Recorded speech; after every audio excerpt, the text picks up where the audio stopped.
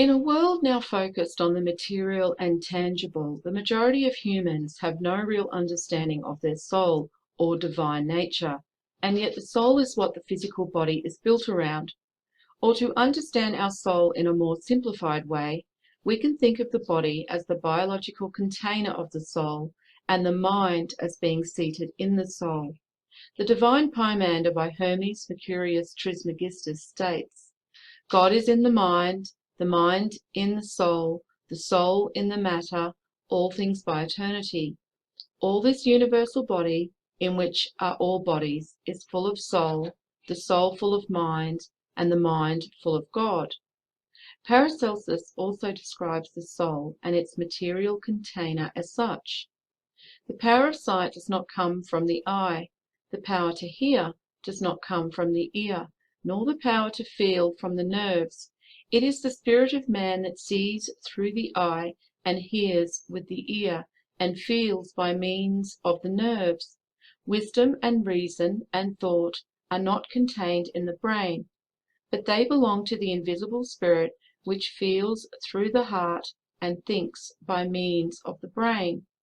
All these powers are contained in the invisible universe, and become manifest through material organs, and the material organs are their representatives, and determine their mode of manifestation according to their material construction, because a perfect manifestation of power can only take place in a perfectly constructed organism, and if the organism is faulty, the manifestation will be imperfect, but not the original power defective. However, to understand our soul, we must first understand the source of our soul's creation, the prime creator. The prime creator is androgynous, meaning both male and female. The Gospel of the Holy 12 explains this in the following verse. In God there is neither male nor female, and yet both are one, and God is the two in one. He is she, and she is he. The Elohim, our God, is perfect, infinite, and one. As in the man the father is manifest and the mother hidden, so in the woman the mother is manifest and the father hidden. Therefore shall the name of the father and the mother be equally hallowed, for they are the great powers of God, and the one is not without the other in the one God. The symbol of yin-yang also symbolically represents the two halves of the complete human soul, and just as it states in the Gospel of the Holy 12, we can see the symbol is relating. In the man the father is manifest, and the mother hidden. So in the woman the mother is manifest, and the father hidden. We also see the prime creator symbolically represented as androgynous in the Hindu symbolism of the god Adana-Rishvara. This artwork by the Kashmir sect of Hinduism is of Adana-Rishvara and is depicting the creator as both the male god Vishnu and female goddess Lakshmi. In the Kabbalah texts, the prime creator is referred to as the Macrosopus, or the most ancient one, and these verses are some of the many from the Zohar which explains the creator's androgynous nature. When the matter is hidden, the father and mother contain all things, and all things are concealed in them, and they themselves are hidden beneath the holy influence of the most ancient of all antiquity. In him are they concealed, in him are all things included. The human soul is also created whole or androgynous from the prime creator. However, the soul then divides, and each half is incarnated onto the physical plane into the corresponding gender of its biological sheath. We see this process also explained in the Kabbalah texts of the Zohar. When a soul comes down from heaven, it is both male and female. The male aspects enter a male child, and the female aspects enter a female child. If they are deserving, God will cause them to find each other and to join in marriage. This is true union. And again in this verse from the Zohar, no female or male soul is a complete human soul without the other. Male and female are halves of the same whole. What affects one, therefore, affects the other. This becomes most clear when it comes time for joining. The Sufi also explain this process as such. Out of the original unity of being, there is a fragmentation and dispersal of beings. The last stage being the splitting of one soul into two, and consequently love is the search by each half for the other half, on earth or in heaven. And finally, Ram Das, a Sikh mystic born in 1534, states, "They are not said to be husband and wife who merely sit together. Rather, they alone are called husband and wife who have one soul in two bodies." Once a soul is created, it then continues to reincarnate into different biological containers as we descend through the ages of the great year. From the higher ages known as the Gold and Silver Ages to the lower ages with the Bronze Age, and finally the lower stage of consciousness in which we now find ourselves, the Iron Age. Pythagoras explains this process of reincarnation as such.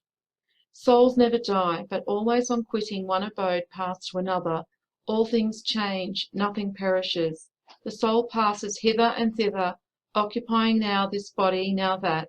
As a wax is stamped with certain figures and then melted, then stamped anew with others, yet it is always the same wax. So the soul, being always the same, yet wears at different times different forms. So now we understand the process of the soul's creation. We shall look at the hierarchy within that process and begin to have a more accurate understanding of the divine and mortal soul. As with everything in our fractal universe, there is hierarchy in nature's design, from the mineral to the vegetable, from the vegetable to the insect, and the insect to the animal, and the animal to the man. The creation of souls also follows this universal principle, from mortal man to demigod, and demigod to divine man, and thus we see this related in the religious symbols of divine souls like Jesus and Mary, and in the mythology regarding the lesser gods of ancient Egypt, Hinduism, ancient Greece, ancient Rome, and the Norse and the Celts, and many more cultures which also represented the divine race in their stories and symbolism. These ancient cultures were not polytheists, as many modern historians and theologians have mistakenly concluded. What their symbols and stories of the gods and divine man were relating to are the divine origins of the human race. Other symbolic representations of the divine race are the tribes of Israel, the four creatures, the cherubim, angels, Olympians, Aryans, Atlanteans, Tuatha De Danann, and the immortals. When mankind were first seeded onto the physical plane, they were the first extension of the Prime Creator.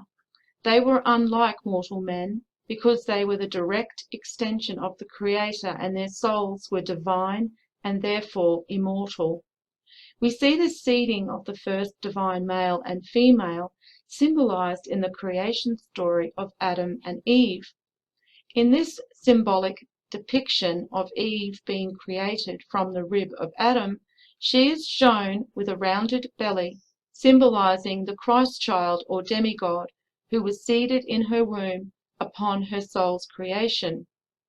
Christian symbolism also relates the story of the demigod with Joseph, Mary, and baby Jesus, which is what the festival of Christmas and the story of Bethlehem also represents. Mary is called the Virgin Mother because the divine female was seated with the demigod upon her creation. This is also what the Holy Trinity refers to: the divine male, the divine female, and the demigod. The divine male and divine female were created both ethereally and physically by the Prime Creator, hence they are divine. However, the demigod was seeded in his divine mother's womb upon her soul's creation, to be brought down to the physical plane from the Creator in an earthly birth, which is what makes this child a demigod. The demigod is the link between divine man and mortals, and is what the symbolism of baby Jesus also represents. Other representations of the demigod can be found cross-culture too. In ancient Egypt, we have baby Horus. In ancient Greece, it is Eros. And in Hinduism, the symbolic representation of the demigod can be found in the baby Krishna. Furthermore, Hermes explains the hierarchy of divine and mortal souls in this paragraph from the Corpus Hermetica, which also explains that though mortal man may not be born divine and immortal, he can attain immortality by the use of his intellect and understanding his divine nature and the responsibility he has as a soul living a virtuous life in alignment with universal law. Hermes goes on to state, the intellect, O Tat, is drawn from the very substance of God. In men, this intellect is God, and so some men are gods, and their humanity is near to the divine. When man is not guided by intellect, he falls below himself into an animal state. All men are subject to destiny, but those in possession of the Logos, which commands the intellect from within, are not under it in the same manner as others. God's two gifts to man of intellect and the Logos have the same value as immortality. If man makes right use of these, he differs in no way from the immortals.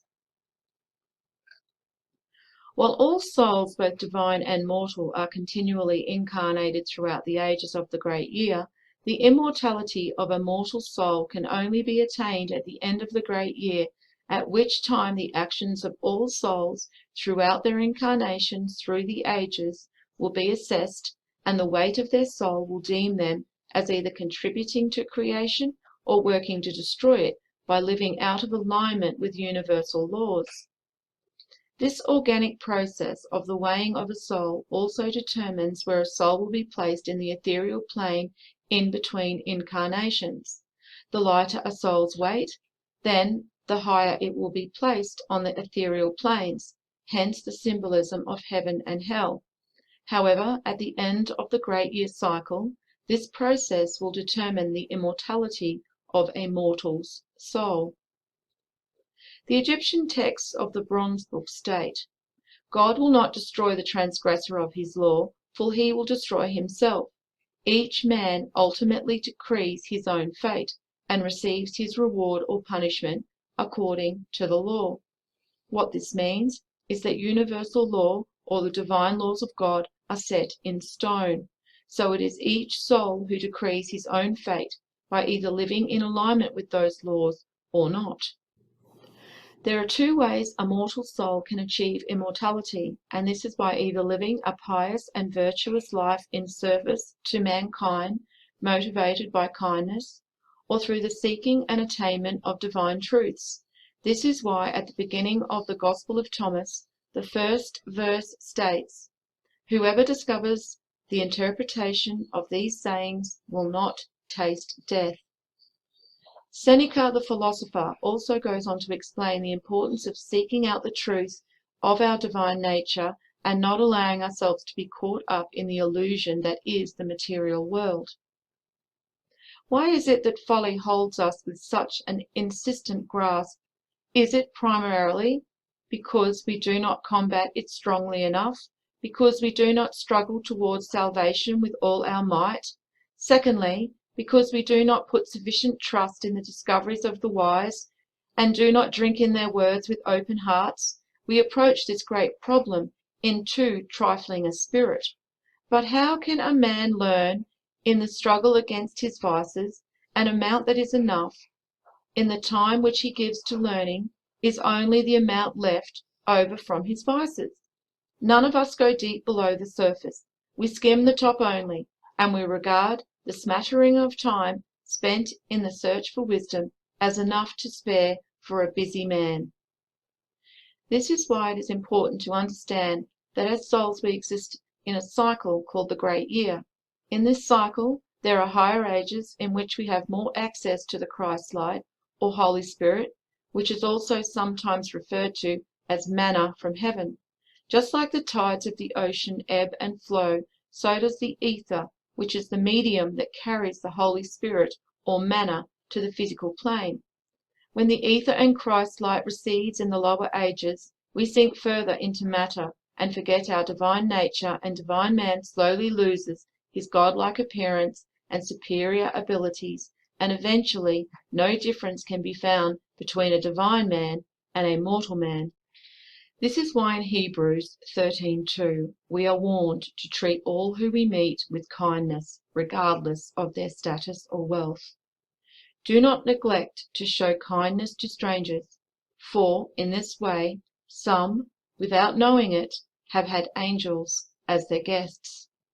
There are also many traditions in other cultures, such as in ancient Greece and the Nordic cultures, which state you should always show hospitality to a stranger, for they could be a god in disguise.